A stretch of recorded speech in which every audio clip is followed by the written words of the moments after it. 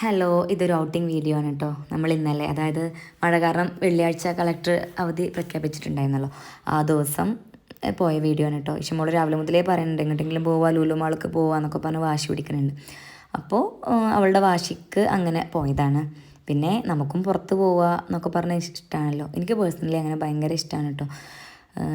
നമ്മുടെ മാത്രം നമ്മൾ മാത്രം അടങ്ങുന്ന, നമ്മളെ പ്രിയപ്പെട്ടവർ മാത്രം അടങ്ങുന്ന രീതിയിൽ ചെറുതായിട്ട് എങ്ങോട്ടെങ്കിലും ഒന്ന് പോയി ഒരു ചായ കുടിച്ച് വന്നാലും നമ്മുടെ മൈൻഡിന് കിട്ടുന്ന ഒരു ആശ്വാസവും ഒരു സമാധാനമൊക്കെ ഉണ്ട്. പിന്നെ കുട്ടികൾ അങ്ങനെ പറയുമ്പോഴത്തേനും അത് കൊണ്ടുപോകേണ്ട കാര്യമുണ്ടോ എന്ന് ചോദിക്കുന്നവരും ഉണ്ട്. ഇപ്പോൾ ഇഷമോള്, അപ്പോൾ അവളാണല്ലോ ഇപ്പോൾ എനിക്ക് ഇഷാൻ ഐഷു, അതിൽ കുറച്ച് വലുത് ഇഷയാണല്ലോ. ഐഷുവിന് കാര്യങ്ങളൊന്നും പറഞ്ഞാൽ മനസ്സിലാവാനാവാത്ത പ്രായമാണ്. ഇഷമോള് അനാവശ്യമായിട്ടുള്ള കാര്യങ്ങൾക്കൊന്നും വാശി പിടിക്കാറില്ല, ഒരു പരിധിക്കപ്പുറം.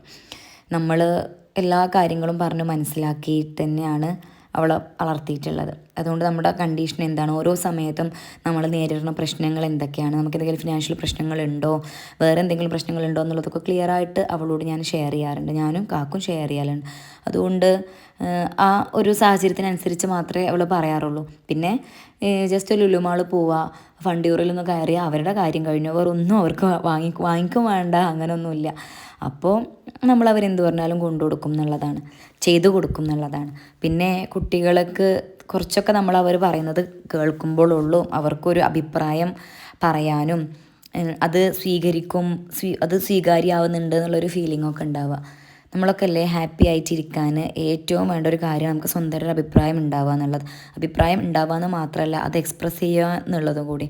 അതൊക്കെ ചെറുപ്പത്തിലേ നമ്മൾ ശീലിക്കേണ്ടതുണ്ട്. ഞാനങ്ങനെ കുറേ കാര്യങ്ങൾ എൻ്റെ മകൾക്ക് എനിക്ക് കൊടുത്തിരിക്കണം വാശിയുള്ള കുറച്ച് കാര്യങ്ങളുണ്ട്. അതിലൊന്നാണ് അവൾക്ക് ഒപ്പീനിയൻ പറയാനുള്ള സ്പേസ് ഞാൻ കൊടുക്കും. അതെവിടെയാണെങ്കിലും, അത് എത്ര മുതിർന്നവർക്കിടയിലാണെങ്കിലും അവൾക്ക് പറയാനുള്ളത് അവൾ പറയണം എന്നുള്ളൊരു സ്റ്റാൻഡിൽ നിൽക്കുന്ന ആളാണ് ഞാൻ.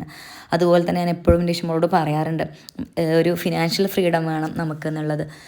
വലിയ രീതിയിലൊന്നും അല്ലെങ്കിലും ചെറുതായിട്ട് നമ്മളുടെ അത്യാവശ്യത്തിന് ചിലവാക്കാൻ ഉള്ളതെങ്കിലും നമ്മുടെ കയ്യിൽ എപ്പോഴും ഉണ്ടാവണം. ആ രീതിയിൽ ഫോക്കസ് ചെയ്തിട്ട് ലൈഫ് മുന്നോട്ട് പോകണം എന്നൊക്കെ ഞാൻ പറഞ്ഞു കൊടുക്കലുണ്ട്. അല്ലെങ്കിൽ എന്താണെന്നറിയോ, നമ്മൾ ഈ ഒരു ഓരോ കാര്യത്തിനും നമുക്ക് ആ ഒരു ഫാമിലിയിലെ പ്രൈമറി ഏർണിംഗ് മെമ്പറിനെ ഡിപ്പെൻഡ് ചെയ്യേണ്ടി വരും. ചില ദിവസങ്ങളിൽ അല്ലെങ്കിൽ ടൈമിൽ അയാൾ ഭയങ്കര ടൈറ്റ് ആവും. അപ്പോൾ നമ്മൾ എന്തെങ്കിലും നമുക്ക് അത്യാവശ്യമുള്ളൊരു കാര്യം പോയി ചോദിക്കുമ്പോൾ ചിലപ്പോൾ ഒന്ന് ചൂടായിന്ന് വരും. അത് ശരിക്കും നമ്മുടെ സെൽഫ് റെസ്പെക്റ്റിനെ ഹേർട്ട് ചെയ്യും. പിന്നെ അവിടുന്ന് അങ്ങോട്ട് നമുക്ക് ഒരു ഫെയിലിയർ ഫീലാണ് ഉണ്ടാവുക. അതുകൊണ്ട് ഇഷമോളോട് നല്ലതാണ് ഞാൻ അതോടുകൂടിയാണ് പറയണത്, ഒരു ഫിനാൻഷ്യൽ ഫ്രീഡം നമുക്ക് വേണം. ചെറുതായിട്ട് നമ്മുടെ കാര്യങ്ങൾക്ക് ചിലവാക്കാനുള്ളതെങ്കിലും, അല്ലെങ്കിൽ നമുക്ക് പെട്ടെന്നൊരു ആഗ്രഹം തോന്നി ഒരു ഷവർമ കഴിക്കാൻ തോന്നിയാൽ എനിക്കൊരു ഷവർമ വാങ്ങിച്ചു തരുമോ എന്ന് ചോദിക്കാൻ നിൽക്കാതെ, ചോദിച്ചാൽ വാങ്ങിത്തരുന്നവരാവും നമുക്ക് ചുറ്റുമുള്ളത്. അത്ര സ്നേഹമുള്ളവരാണെങ്കിൽ പോലും നമുക്ക് വാങ്ങിക്കാൻ തോന്നി അത് നമ്മൾ ഒറ്റയ്ക്ക് ആരോടും ചോദിക്കാതെ അത് വാങ്ങിച്ച് കഴിക്കുമ്പോൾ ഒക്കെ കിട്ടുന്ന നമുക്കൊരു കോൺഫിഡൻസ് കിട്ടാണ്ട്, ഒരു ഹാപ്പിനെസ് കിട്ടാണ്ട്, ആ ഹാപ്പിനെസ്സാണ് നമ്മുടെ പ്രൈമറി ആയിട്ടുള്ള കാര്യം എന്ന് പറയുന്നത്. അപ്പോൾ ഫിനാൻഷ്യൽ ഫ്രീഡത്തിനെ കുറിച്ചും ഞാൻ ഇഷമോൾക്ക് പറഞ്ഞു കൊടുക്കലുണ്ട് കേട്ടോ.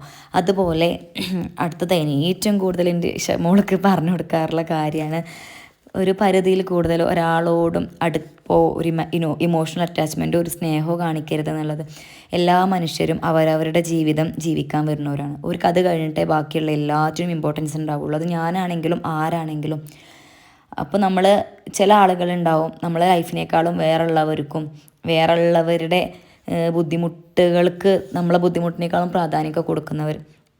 അവർക്കൊക്കെ അല്ലേ ലൈഫിൽ അറ്റ് ദ എൻഡ് ഒരു ഫെയിലിയർ ഫീലാണ് ഉണ്ടാവുള്ളൂ. അതൊക്കെ ഒരുപാട് നമ്മൾ നേരിട്ട് കണ്ടിട്ടും അനുഭവിച്ചുള്ളത് കൊണ്ട് ഞാൻ എപ്പോഴും എല്ലാ കുട്ടികളോടും, എൻ്റെ ക്ലാസ്സിലാണെങ്കിൽ ഞാൻ കുട്ടികളോട് പറഞ്ഞു കൊടുക്കാറുണ്ട്, എല്ലാവരോടും ഒരു ഹായ് ബൈ റിലേഷൻ മാത്രം മെയിൻറ്റെയിൻ ചെയ്യുക. അവർക്കൊരു ഹെൽപ്പ് വേണം നമ്മളടുത്ത് നിന്ന് തോന്നുന്ന സമയത്ത് നമ്മൾ ഹെൽപ്പ് ചെയ്യുന്നേ വേണം.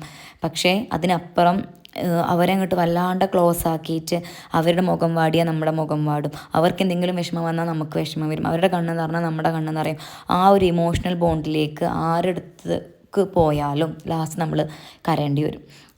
ഈ ഒരു വാല്യൂ കൊടുക്കലൊക്കെ ഒരു സൈഡിൽ നിന്ന് മാത്രമേ ഉണ്ടാവുള്ളൂ. മറ്റേ സൈഡിൽ നിന്ന് അത് കിട്ടാണ്ട് വരുമ്പോൾ ഓട്ടോമാറ്റിക്കായിട്ട് നമ്മൾ എത്ര തിരിച്ച് പ്രതീക്ഷിച്ചിട്ടില്ലെങ്കിൽ പോലും നമ്മളിങ്ങനെയൊക്കെ ഇഷ്ടപ്പെട്ടിട്ടും അവർ നമ്മളോട് ഇങ്ങനെയല്ലേ ചെയ്യണം എന്നുള്ളൊരു തോട്ട് മനുഷ്യന് ഉറപ്പായിട്ടും വരും. അത് മനുഷ്യൻ്റെ ഒരു എന്താ പറയുക, അത് മനുഷ്യനെ പടച്ചെക്കണത് അങ്ങനെയാണ്. അപ്പോൾ അങ്ങനെ ഒരു തോട്ട് വരാതിരിക്കണമെങ്കിൽ നമ്മൾ ഓരോടുള്ള ബോണ്ട് കുറക്കണം. ബോണ്ട് കുറച്ചാൽ ഒരു പ്രശ്നമില്ല, അവർ എങ്ങോട്ട് എങ്ങനെ ബിഹേവ് ചെയ്താലും പ്രശ്നമില്ല, നമ്മൾ അങ്ങോട്ട് എങ്ങനെ ബിഹേവ് ചെയ്താലും പ്രശ്നമില്ല.